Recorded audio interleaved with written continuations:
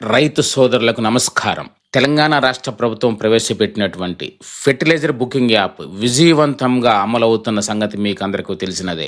దీనిని ఆదర్శంగా తీసుకున్నటువంటి కేంద్ర ప్రభుత్వం వారు ఇదే తరహాలో framework for fertiliser sales FFS అనేటువంటి మొబైల్ యాప్ ను తీసుకురావడం జరిగింది. కేంద్ర ప్రభుత్వం ప్రవేశపెట్టిన ఈ ఫ్రేమ్వర్క్ ఫర్ ఫెర్టిలైజర్ సేల్స్ అనేటువంటి మొబైల్ యాప్ ను దేశవ్యాప్తంగా దశల వారీగా అమలు చేస్తున్నారు. ప్రస్తుతం తెలంగాణ ప్రభుత్వం అమలు చేస్తున్న ఫెర్టిలైజర్ బుకింగ్ యాప్ కు బదులుగా ఈ నెల ఆగస్టు చివరి నాటికి తెలంగాణలోని అన్ని జిల్లాలలో ఈ యాప్ ను దశల వారీగా అమలు చేయడం జరుగుతుంది. ఈ యాప్ ద్వారా అన్ని రకాల ఎరువులు urea, DAP, MOP, SSP, complex ఈ ఎరువులన్నీ కూడా బుకింగ్ చేసుకునేటువంటి అవకాశం కల్పిస్తున్నారు. ఈ యాప్ను ఉపయోగించి కేవలం 6 స్టెప్పులలో ఎరువులను ఏ విధంగా బుకింగ్ చేసుకోవచ్చో ఈ వీడియోలో మీకు వివరిస్తాను. మొదటి స్టెప్, గూగుల్ ప్లే స్టోర్ నుండి యాప్ను ఇన్స్టాల్ చేయడం. రెండవ స్టెప్, యాప్లో లాగిన్ అవ్వడం. మూడవ స్టెప్, భూమి మరియు పంట వివరాలు నమోదు చేయడం. నాలుగవ స్టెప్, ఎరువుల పరిమాణాన్ని ఎంచుకోవడం. ఐదవ స్టెప్, రిటైలర్ని ఎంచుకోవడం. ఆరవ స్టెప్, QR కోడ్ను జనరేట్ చేయడం. మొదటి స్టెప్, యాప్ ఇన్స్టాల్ చేయడం. మొదటగా గూగుల్ ప్లే స్టోర్లోనికి వెళ్తున్నాను. ఇక్కడ సెర్చ్ బాక్స్ లో ఫ్రేమ్వర్క్ ఫర్ ఫెర్టిలైజర్ సేల్స్ అని టైప్ చేస్తున్నాను. ఇక్కడ కనిపిస్తున్నటువంటి ఫ్రేమ్వర్క్ ఫర్ ఫెర్టిలైజర్ సేల్స్ అనేటువంటి యాప్ ని ఇన్స్టాల్ చేస్తున్నాను. యాప్ ఇన్స్టాల్ అయిన తరువాత ఓపెన్ బటన్ పైన క్లిక్ చేస్తున్నాను. మొదటి స్టెప్, యాప్ ఇన్స్టాల్ చేయడం పూర్తయినది. ఇక రెండవ స్టెప్, లాగిన్ అవ్వడం. యాప్ ఓపెన్ చేసిన తరువాత యాప్ ను ఎలా ఉపయోగించాలో 4 సులభమైన దశలు ఇక్కడ కనిపిస్తున్నాయి. ఇవన్నీ కూడా చదివిన తర్వాత భాషను తెలుగుకు మారుస్తున్నాను. కొనసాగించు అనే బటన్ పైన క్లిక్ చేస్తున్నాను. లాగిన్ పేజ్ ఓపెన్ అయినది.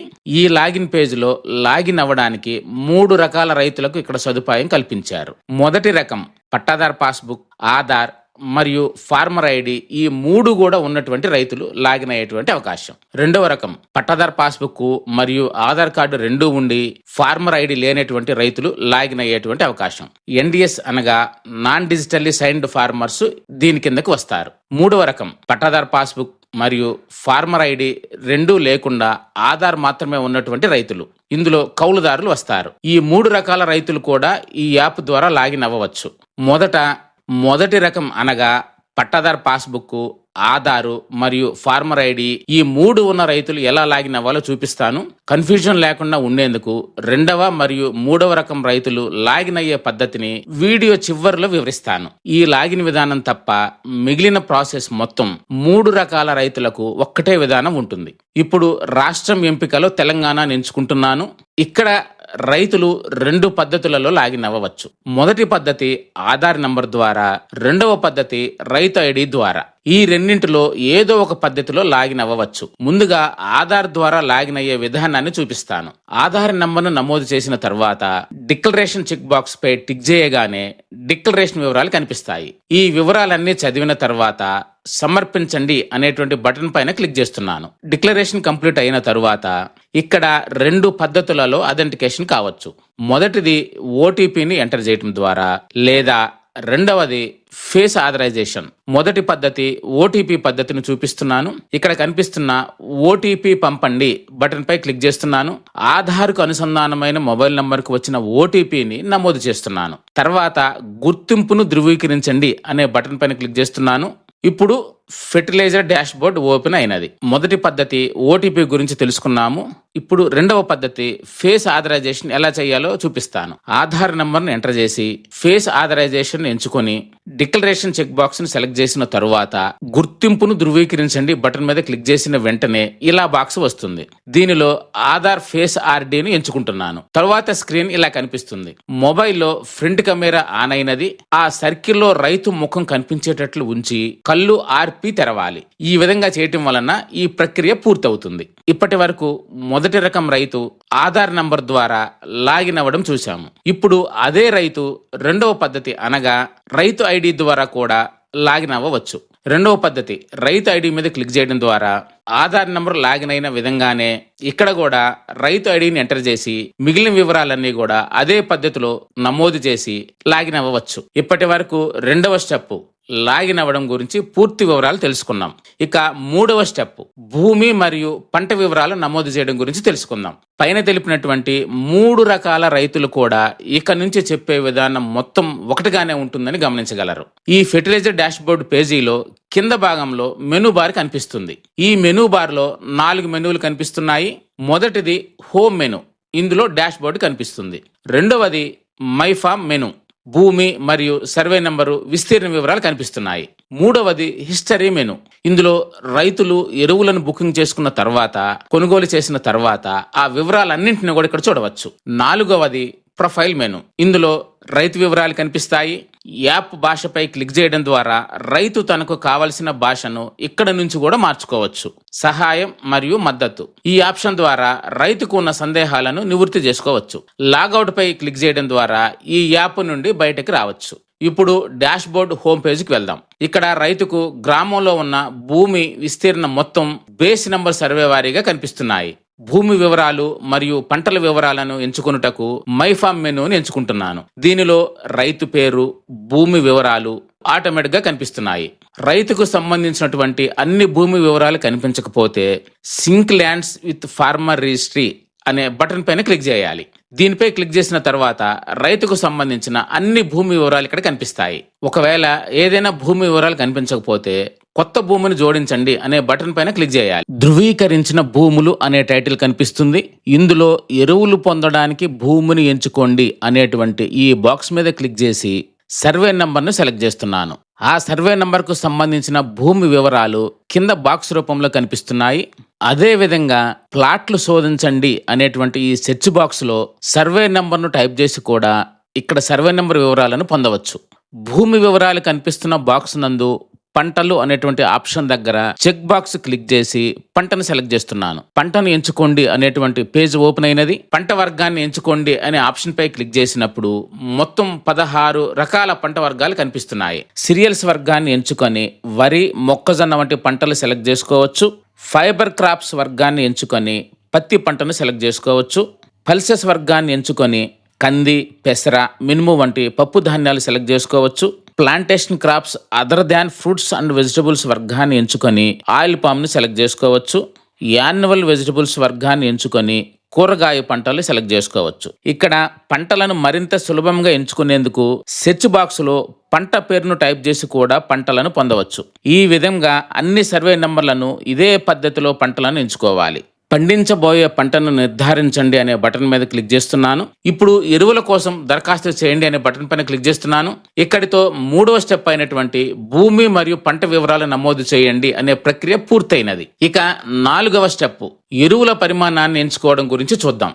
ఎరువుల కోసం దరఖాస్తు చేయండి అనే బటన్ పై క్లిక్ చేసిన తర్వాత సిఫారసు అనేటువంటి ఒక కొత్త పేజ్ ఓపెన్ అవుతుంది. ఇక్కడ జిఎఫ్ఆర్ సిఫారసు చేసిన పరిమాణం కనిపిస్తుంది. జిఎఫ్ఆర్ అనగా జనరల్ ఫెర్టిలైజర్ రికమెండేషన్. దీని ప్రకారం రైతు వేసిన పంట మరియు భూమి విస్తీర్ణాన్ని ఆధారంగా చేసుకొని యూరియా, డిఏపి, కాంప్లెక్స్, ఎంఓపి తదితర ఎరువుల పరిమాణాలను జనరల్ ఫెర్టిలైజర్ రికమెండేషన్ ప్రకారం సూచిస్తారు. రైతు తన అవసరానికి అనుగుణంగా ఎరువుల పరిమాణాన్ని మార్చుకోవాలనుకుంటే లేదు ఉత్పత్తులు పరిమాణాలను సవరించండి అనే బటన్ పై క్లిక్ చేసి ఎరువులను జోడించండి అనే పేజీలోనికి వెళ్ళాలి. ఇక్కడ పై భాగంలో 3 అంశాలు కనిపిస్తాయి.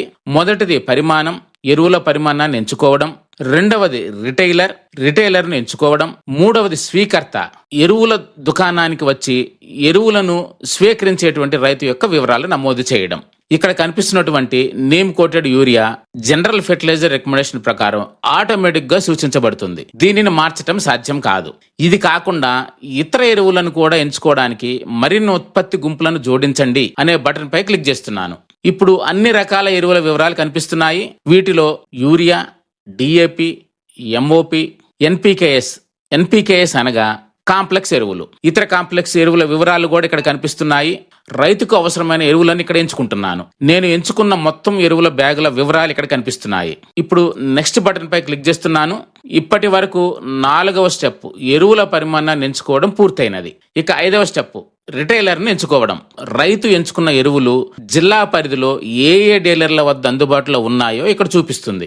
రైతు తనకు సమీపంలో ఉన్నటువంటి ఒక డీలర్ని ఎంచుకోవచ్చు. ఒకవేళ రైతు ఒకటి కంటే ఎక్కువ రకాల ఎరువులను ఎంచుకొని అవన్నీ ఒకే డీలర్ వద్ద అందుబాటులో లేకపోతే 2 లేదా 3 డీలర్లను కూడా ఎంచుకునేటువంటి అవకాశం ఉంది. ఇక్కడ కనిపిస్తున్న సెర్చ్ బాక్స్ లో డీలర్ పేరును టైప్ చేసి కూడా సంబంధిత డీలర్ను సులభంగా కనుగొనవచ్చు. ఇక్కడితో 5వ స్టెప్ రిటైలర్ని ఎంచుకోవడం పూర్తయినది. ఇప్పుడు 6వ స్టెప్ క్యూఆర్ కోడ్ ను జనరేట్ చేయడం చూద్దాం. నెక్స్ట్ బటన్ పై క్లిక్ చేసిన తరువాత 2 రకాల ఆప్షన్స్ కనిపిస్తున్నాయి. మొదటిది రైతు స్వయంగా, రెండవది రైతు తరపున ప్రతినిధి. ఇక్కడ రైతు స్వయంగా అనగా రైతు ఎరువుల దుకాణానికి స్వయంగా వెళ్లి ఎరువుల సంచులను కొనుగోలు చేయడం. రైతు తరపున ప్రతినిధి అనగా రైతు ఎరువుల దుకాణానికి వెళ్ళడానికి కుదరకపోతే ఆయన తరపున ఎవరినైతే పంపుతున్నారో వారి వివరాలను ఇక్కడ నమోదు చేయవలసి ఉంటుంది. రైతు స్వయంగా అనే రేడియో బటన్ ఎంచుకుంటున్నాను. సంప్రదింపుల కోసం మొబైల్ నెంబర్ను నమోదు చేస్తున్నాను. ఆ తర్వాత డిక్లరేషన్ చెక్ బాక్స్ పై టిక్ చేస్తున్నాను.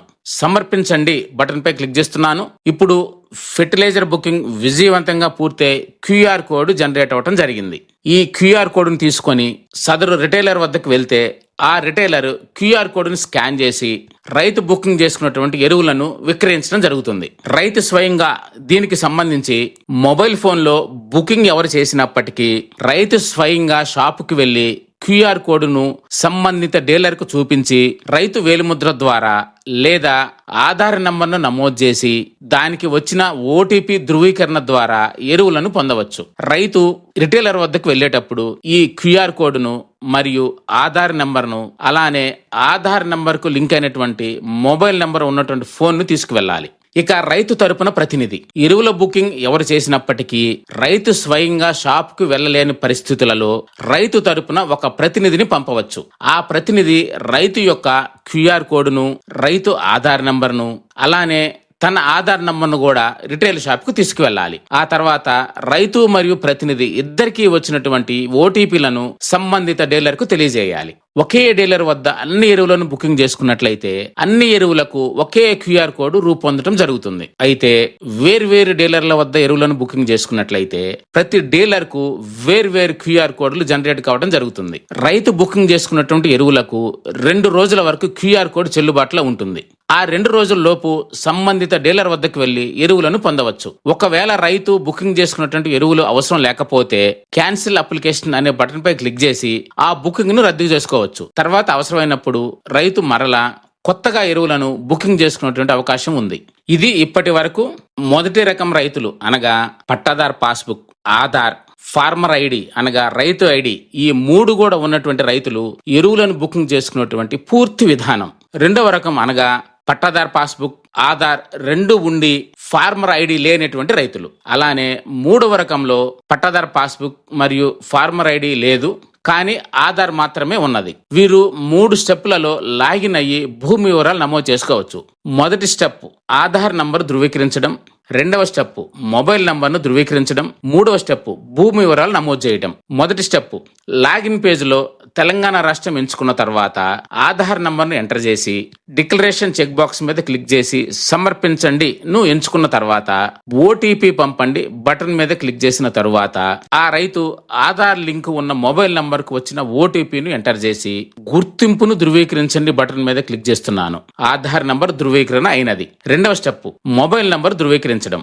వెరిఫై మొబైల్ నంబర్ అనే పేజ్ ఓపెన్ అయినది. ఇందులో ఆ రైతు మొబైల్ నంబర్ను నమోదు చేసి ఓటీపీ పంపండి బటన్ మీద క్లిక్ చేసి వెరిఫై అండ్ కంటిన్యూ మీద క్లిక్ చేశాను.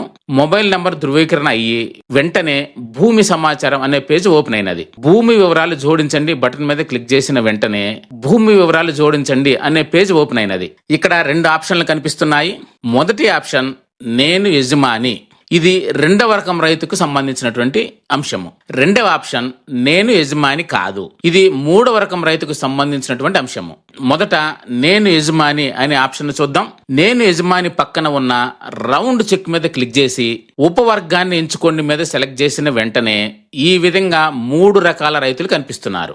మొదటిది my name is in revenue record, అంటే వీరి భూమి వివరాలు రెవెన్యూ రికార్డులో ఎంటర్ అయి ఉన్నాయని అర్థం. రెండవది ఐ యామ్ లీగల్ హెయిర్, అనగా తల్లిదండ్రులు లేదా కుటుంబ సభ్యుల నుండి వారసత్వంగా భూమి హక్కులు పొందినటువంటి రైతులు, కానీ వీరి వద్ద పాస్బుక్ లేదు. మూడవది owner sale record not updated, అనగా రైతు ఆ భూమికి యజమాని అయినప్పటికీ రెవెన్యూ రికార్డులలో ఇంకా వారి పేరు అప్డేట్ కాలేదు. ఈ 3 ఆప్షన్లలో రైతుకు వర్తించే ఆప్షన్ ఎంచుకోవాలి. నేను my name is in revenue record ను ఎంచుకున్నాను. ఇందులో జిల్లా, తహసీల్, గ్రామంను ఎంచుకొని బేస్ సర్వే నెంబర్ను టైప్ చేశాను. ఆ సర్వే నెంబర్తో ఉన్న 3 రైతుల పేర్లు కనిపిస్తున్నాయి. ఇందులో కరెక్ట్ రైతు పేరు సెలెక్ట్ చేసి మొబైల్ నెంబర్ పక్కన ఉన్న ధృవీకరించండి మీద క్లిక్ చేయగానే ఇక్కడ ఉన్న రైతు మొబైల్ నంబర్ కు ఓటీపీ వెళ్తుంది. ఓటీపీని ఎంటర్ చేసి ఓటీపీ ధృవీకరించండి మీద క్లిక్ చేయాలి. తరువాత సమర్పించండి అనే బటన్ మీద క్లిక్ చేసిన వెంటనే భూమి వివరాలు ధృవీకరించబడినవి. రెండవ రకం రైతు లాగిన్ పూర్తయినది. మూడవ రకం రైతు కొరకు నేను యజమాని కాదు అనే ఆప్షన్ గురించి చూద్దాం. ఈ ఆప్షన్ ను ఎంచుకున్న తర్వాత 6 రకాల ఆప్షన్స్ కనిపిస్తున్నాయి. మొదటిది I am forest rights holder, అంటే అటవీ హక్కుల చట్టం ప్రకారం హక్కులు పొందిన రైతులు. రెండవది I cultivate on temple land, అనగా దేవాలయ భూములను సాగు చేస్తున్న రైతులు. మూడవది I cultivate on government institutional KVK land, అనగా ప్రభుత్వ భూములు, సంస్థల భూములు లేదా కేవికే భూములను సాగు చేస్తున్నటువంటి రైతులు. నాలుగవది I cultivate on community land, అనగా సంఘాల భూములను సాగు చేసే రైతులు. ఐదవది ఐ కల్టివేట్ ఆన్ దెబ్బన్ ల్యాండ్, అనగా దెబ్బన్ భూమిని సాగు చేసేటువంటి రైతులు. ఆరవది I am a registered or formal tenant, అనగా నమోదు చేయబడిన లేదా ఒప్పందం ఆధారంగా సాగు చేసేటువంటి కౌలు రైతులు. ఇప్పుడు కౌలుదారు భూమిని నమోదు చేసే విధానాన్ని చూద్దాం.